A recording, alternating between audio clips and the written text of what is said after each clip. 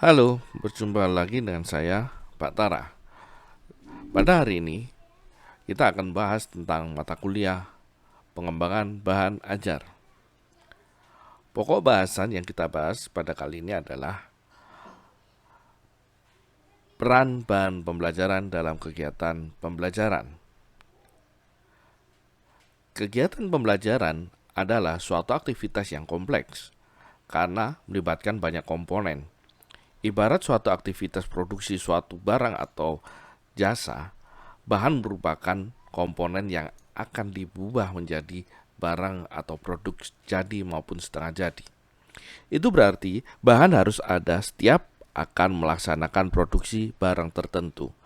Misalnya, untuk membuat baju diperlukan bahan yang disebut kain.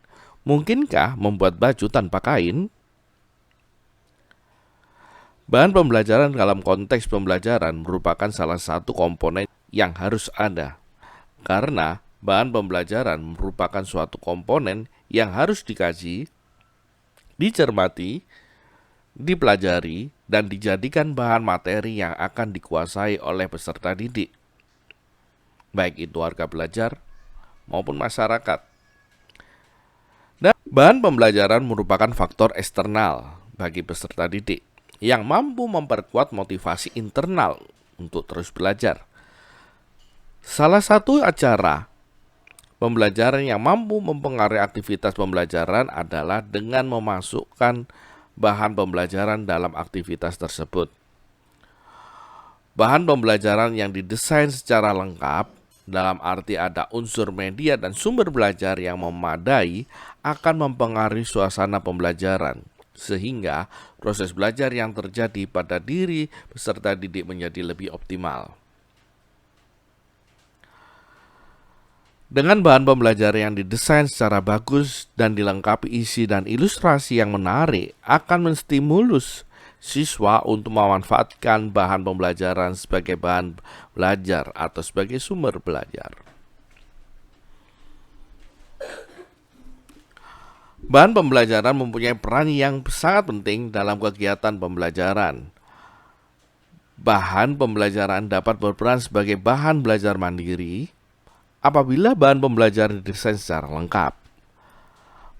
Bahan pembelajaran ini dilengkapi dengan tujuan pembelajaran atau kompetensi yang akan dicapai. Materi yang diuraikan dalam kegiatan belajar, ilustrasi media, prosedur pembelajaran, latihan yang harus dikerjakan, dilengkapi rambu jawaban, teks formatif, dilengkapi dengan kunci jawaban, umpan balik, daftar pustaka. Misalnya saja sebuah modul pembelajaran, maka semuanya harus melengkapi atau terdiri dari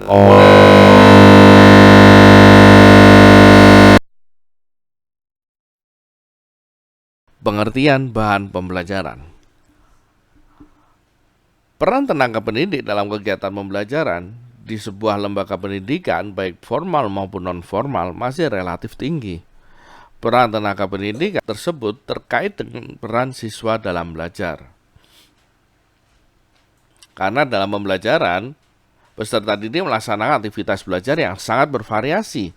Misalnya, mendengarkan atau memperhatikan penjelasan tenaga pendidik, mengamati tenaga pendidik dalam mendemonstrasikan, melakukan latihan, membaca, menulis, menggambar, mengerjakan soal, mengkaji bahan cetak, dan sebagainya.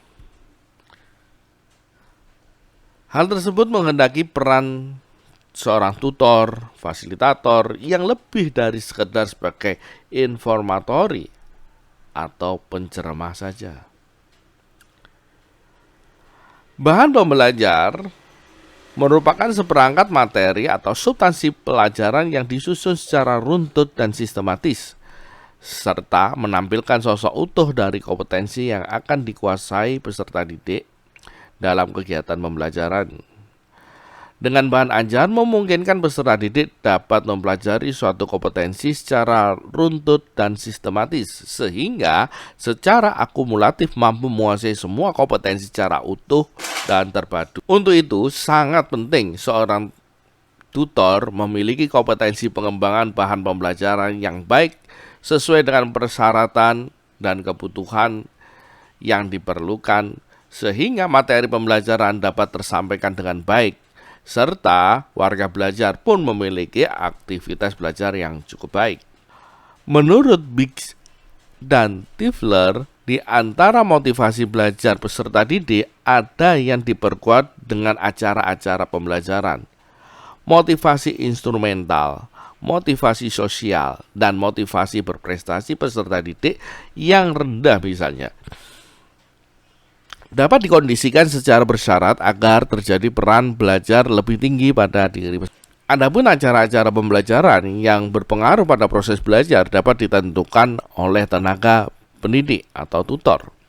Beberapa kondisi eksternal yang berpengaruh pada warga belajar, yang terpenting bahwa bahan pembelajaran tersebut dapat disiapkan atau dirancang tenaga pendidik atau tutor sesuai dengan kebutuhan warga belajar. Menurut Sungkono, bahan pembelajaran adalah seperangkat bahan yang memuat materi atau isi pembelajaran yang didesain untuk mencapai tujuan pembelajaran.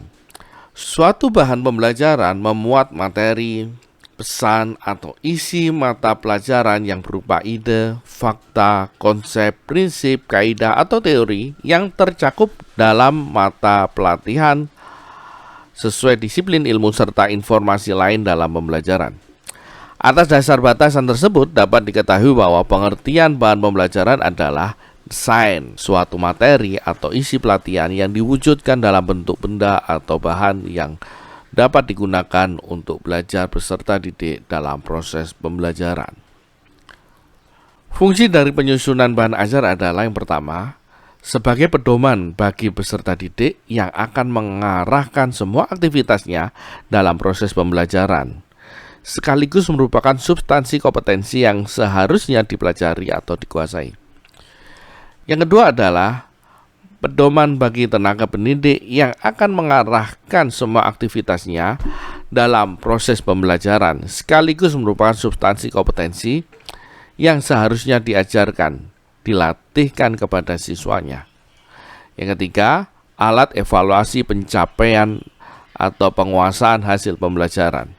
Kalau kita melihat dari bentuknya, maka akan ada dua bentuk bahan pembelajaran, yaitu yang pertama, bahan pembelajaran yang didesain lengkap, artinya bahan pembelajaran yang memuat semua komponen pembelajaran secara utuh, meliputi tujuan pembelajaran atau kompetensi yang akan dicapai, kegiatan belajar yang harus dilakukan peserta didik, materi pembelajaran yang disusun secara sistematis, ilustrasi atau media dan peraga pembelajaran, latihan dan tugas, evaluasi, dan umpan balik. Contoh kelompok bahan pembelajaran ini adalah modul pembelajaran atau juga pembelajaran berbasis internet yang disebut sebagai Learning Management System atau LMS. Yang kedua adalah bahan pembelajaran yang didesain tidak lengkap, artinya bahan pembelajaran yang didesain dalam bentuk komponen pembelajaran yang terbatas, seperti dalam bentuk sumber belajar, media pembelajaran, atau alat peraga yang digunakan sebagai alat bantu ketika tenaga pendidik dan peserta didik melakukan kegiatan pembelajaran.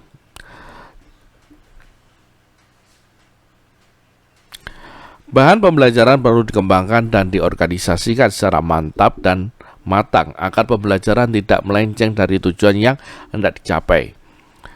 Mengembangkan bahan pembelajaran adalah suatu aktivitas mendesain materi pembelajaran menjadi bahan yang siap disampaikan atau digunakan dalam proses pembelajaran. Jika kita melihat pada bentuk dari bahan ajar yang telah dipaparkan sebelumnya, maka dapat dikelompokkan jenis bahan pembelajaran, yaitu yang pertama,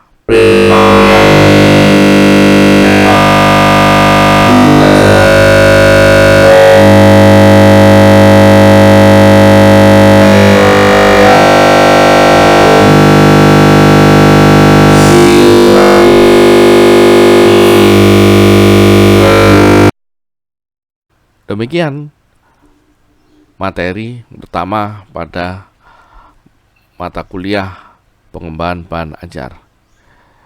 Lanjut kepada pertemuan kedua.